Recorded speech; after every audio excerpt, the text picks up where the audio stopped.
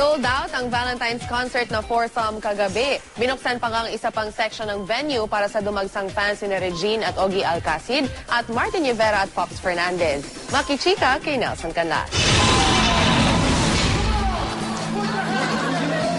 Umpisa pa lang ng foursome concert, nagpakitang gilas na sina Martin Rivera, Pops Fernandez, Ogie Alcacid at Regine Velasquez.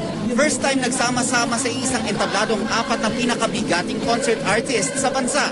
Siyempre, kinanta nila ang kani-kanilang hits na labis na pinalakpakan ng fans.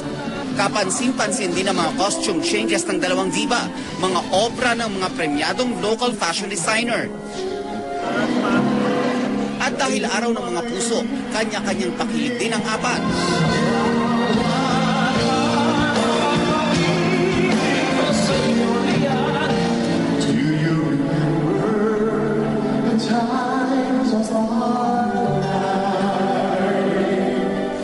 Ikinuwento ni Ogie kung paano niya sinurpresa ang kanyang misis na si Regine kahit abala pa sila sa preparasyon para sa concert.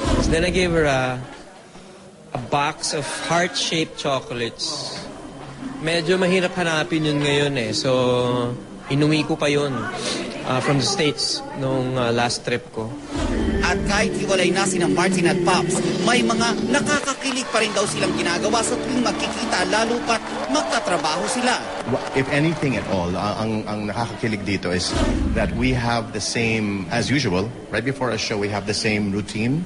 We have the same suggestions. Gusto namin i-cut or konting bilis yung isang kanta, kung pwede idagdag yung intro dito. Pareho kami na in agreement. Never kami i-disagree bago mag-show.